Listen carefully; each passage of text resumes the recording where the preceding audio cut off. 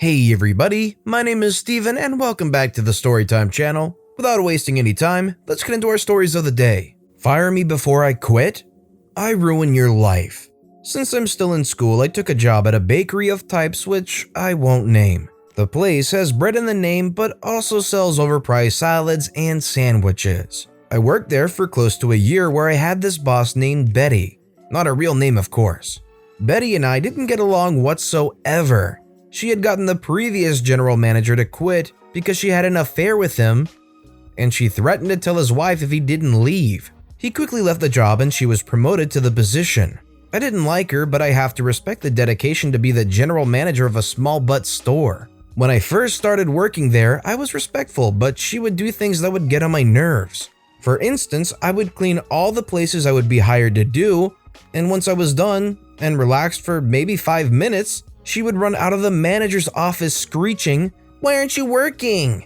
I would tell her, of course, I did my job, and as a cashier, if nobody is there to help, then I didn't have anything to do. She would glare at me, then I would see her accidentally drop an entire pot of brewed coffee onto my freshly mopped floor for me to clean.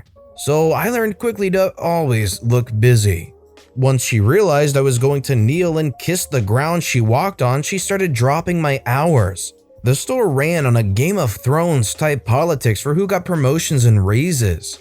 Somehow all her friends were managers and would bully the rest of us. She would drive to my job clock just in case corporate decided to check her hours. So she was essentially stealing hours. When you clocked in, it printed out a small piece of paper telling you when you clocked in. She would just drop them on the floor for me to clean up. I would usually pick them up and stick them into a pocket. So this led to me finding Betty's clock in and out stubs in my pocket at my house. This will be important for later. Did I mention she was super racist? She was white and the most of the staff were my fellow high school peers, who were all mostly people of color. One day at work she walked out and told us, "When you're on the clock, I own you." When we all reacted to look at her, she backpedaled and was like, "I didn't mean it like that." This will be important for later. So after a while, I got sick of practically begging for hours, so I went to my current job, but decided I merely wanted to drop my hours, which were already barely a day a week. But suddenly, when I got my new job, she scheduled me every single day of an entire week. She never did that even when we were on semi-good terms. So I obviously told her I had a new job and couldn't do this. After that, I went home and called my friend who was still working there to tell him I was going to quit tomorrow. He has a bad habit of putting his phone on speaker while he's cleaning at work, so Betty obviously overheard this. The next day, I walk in and go through the respectful motions of saying, "Thank you for the opportunity," and blah blah blah. Betty let me get through the entire speech before she said, "Oh yeah, I was meaning to tell you, you're fired." I was so blindsided and ticked I cussed her out. My mom raised me to treat women with respect, but this freaking fat overweight hippo looking idiot ticked me the freak off. She's the type of girl to think binge eating was a personality trait. So I left and was mad about being fired before I could quit, but didn't push the issue. I'm only 18 and I already had another job. I wasn't expecting Betty to give me a good reference anyway. I would have completely left it alone if it wasn't for the district manager Ben, not real name, texting me. The revenge. He thought I was still working there, so I explained to him I was fired. He was stunned due to the fact that I was a decent employee. He asked why she let me go, and I explained it to him and he was angry. He clarified that she fired me before I quit, and I said yes. He was ticked that she did this and asked if there was anything else she might have done. I kind of just vented to him for a bit. When I told him about the racist remark, he asked if anyone else would collaborate with me. I forgot to mention that she slowly fired and forced people to quit and replaced them with her friends and family, which, according to company policy, she couldn't do. Something about conflict of interest. I asked all the people who were working that day if they could, and a few said they would say they did, but one did even better. My one coworker Andy is convinced he's the next big vlogger, so he always has his phone out or just using audio recording for hours for a chance to catch a funny clip. I've watched his content and let me say, it's just super cringe. But turns out he labels each recording by the day and times. So when he checked, he found her making racist remarks. I got a brilliant idea, and with my other fired or coworkers first to quit, we decided to scour Andy's recordings. We found some great moments of Betty saying controversial things or just being nasty. Like once, a guest sneezed on the baked pastries, and when a coworker told her, she laughed it off and said nobody would know. But this wasn't enough for me. I try to avoid conflict, but when I'm in a situation, I'll follow it through. I looked her up on Facebook and found out she was married. Nobody knew this. So when she had the affair with the other manager and basically blackmailed him, she was also married and cheating. I don't think anyone ever cared out to find out because she was a nasty old lady.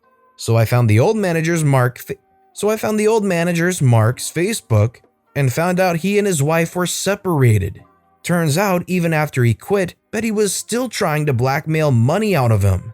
When he didn't, she told his wife anyway, causing his wife to divorce him and basically leave him to go back to live with his parents. I did some research, and in my state, blackmail or extortion is a third-degree penalty, which has a max of 7 years in prison with a fine over $10,000 to the victim. So I told the old manager what my plan was for her. He agreed to call the cops on her, but I asked if he'd wait until I finished my part first. He said he'd give me a week. So I met with District Manager Ben and showed him all our evidence. The recordings and the written statements from my other ex-coworkers and people who were still working there.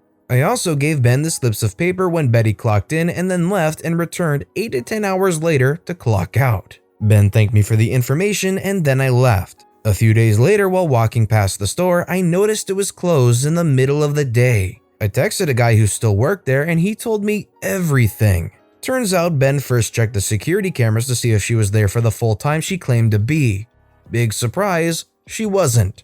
So Ben decided to investigate the store's expenses, since if she's lying about her time, what else could she be stealing? He found out she was stealing money from the store. The guy didn't fully explain how she was, but just that she was. Turns out she was breaking a lot of health and safety codes and used the money for repairs and etc. for herself. So she was fired immediately along with all of her minions, and that left barely anybody to run the store. They shut down to clean up the store and fix things she didn't make. So she's out of a job, and Mark told her husband with photo proof, granny nudes, I know, ew, that she cheated on him. But Mark phrased it so it seemed like she still was. So Betty's husband flips out and decides to divorce her, and Betty is the type to post everything on Facebook. So she's begging someone to let her stay, but all of her friends and family totally bailed on her. So she was living in her car looking for a job. That's when Mark decides to sue her for extortion. So she scrambles to find a lawyer, and to make it even worse, the company decided to sue her for all the money she stole, and plus all the repairs and lost revenue while the store is closed. Betty's life is crap. She had to sell her car for drastically under what it's worth to pay for all the legal trouble. Mark told me bits and pieces of her crying in the courtroom, but not too much. I was never super close with him. Last I heard of Betty is she was living with her sister who definitely hates her. To think she would have avoided all of this if she just let me quit. With the way she was acting, I feel like it was inevitable that it would come back to bite her in the butt pretty hard. But with that being said, if you were in OP's shoes here and you had all this evidence, the clock stubs, the racist remarks, firing you just before you could quit, what would you have done or said? Let me know in the comments below. Destroy our tree? We'll destroy your driveway. Full disclosure, this happened almost 5 years ago, so my memory of this is a little fuzzy at times. However, the major player here confirmed that it's accurate enough to get the story across, so I'm going with it. Background. Our house is old. It is really old. It's older than the town. Heck, it's older than Confederation. The house was originally built by a merchant from the area like 200 years ago. It's old. With its age comes a very big property line, and apart from a couple adjustments here and there to account for infrastructure and housing development, it's basically unchanged from 100 years ago. It rarely ever comes up here, but in any dispute relating to property lines, the official town plan takes precedent, and our property line crosses over into our neighbor's property. This will be important later. And now for the two major players in this tale. Our jerk neighbor, who we will call Lumpy. He's just the worst. He ran an illegal chop shop in his backyard and seemed to be deathly afraid of trees. He also always took a 2-week-long vacation in the summer, and it was always at the end of July. This part is also important later. The other one is my dad. At the time, he was in government oversight, but before that, he was in the Department of Justice, and his major responsibilities included training Crown attorneys. This included the attorneys general. In the pecking order, Dad was actually pretty low, but the Crown knew and respected him, and they were keenly aware that Dad knew the law inside and out. If there was anything even remotely resembling a legal dispute, Dad was almost always in the right with his argument. Now we begin our tale. The slight. The line between our yard and Lumpy's was pretty clear. Our side was grass, Protestant lilies, shrubs, and trees. His was a gravel driveway. Before the incident, there was a large Manitoba maple tree growing there. It was very old, but grew in such a way that it blocked just enough sunlight to have a pleasant level of light going through the window. We had no intentions of ever removing it. Maybe trim it a little if it got too close to the windows.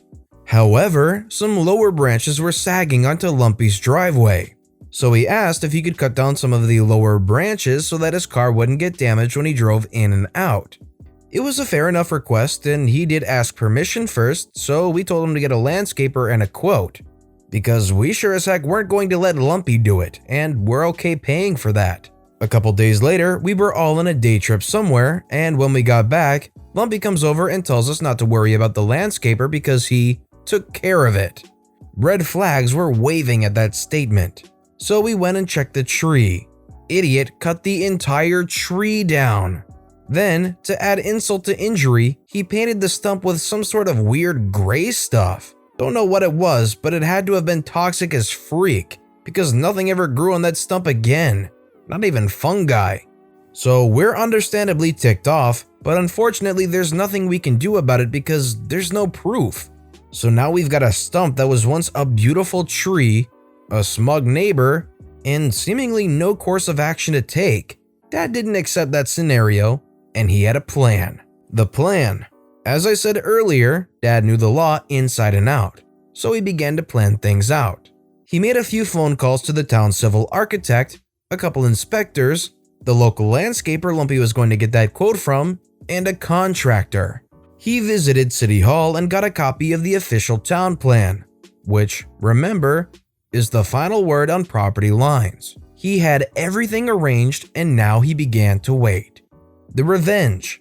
Like clockwork, Lumpy went on vacation and the plan was enacted. Over the course of 2 weeks, we expanded. We rebuilt our fence to new dimensions, rearranged the shrubs, dug up the gravel driveway and put fresh dirt and grass over it, and planted a weeping willow in a spot where, as it grew, would always hang and shred into Lumpy's yard. With the expanded fence and shrubbery, Lumpy's driveway was a small strip of pavement, maybe half a meter wide. The fence placed an old, dying maple and a hawthorn on our side, but because of how the two trees grew, most of it was on Lumpy's side.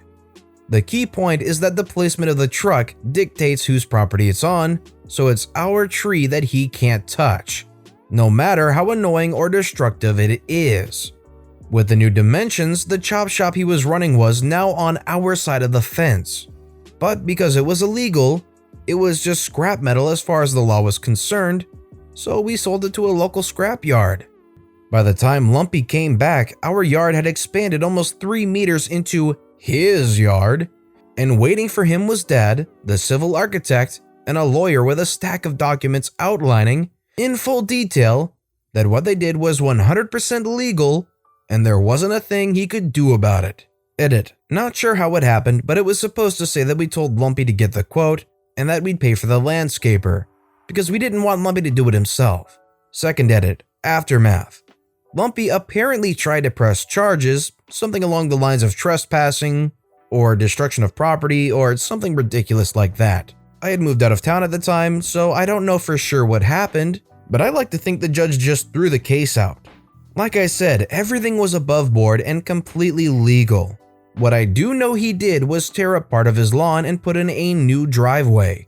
He still had room for it, but it also cut his lawn in half. and he had to pay to have the sidewalk adjusted into a ramp.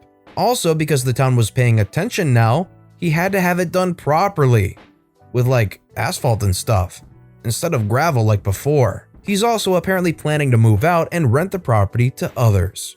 I have to admit, if a neighbor did that to my tree, I would have hate going straight down to my core for that person, so I totally understand what they did here. It felt like a lot, but the neighbor probably deserved it, and it sounds like they're paying pretty heavily for what they did to the tree. With that being said, that's all the stories we have for today, so what I want to know is, between these two stories, which one was your personal favorite and why? Let me know in the comments below. And thank you all so much for watching and listening to the Storytime channel. If you haven't yet, please consider subscribing, and don't forget to turn notifications on so you'll never miss an upcoming video. Thank you all again for watching and listening to the Storytime channel.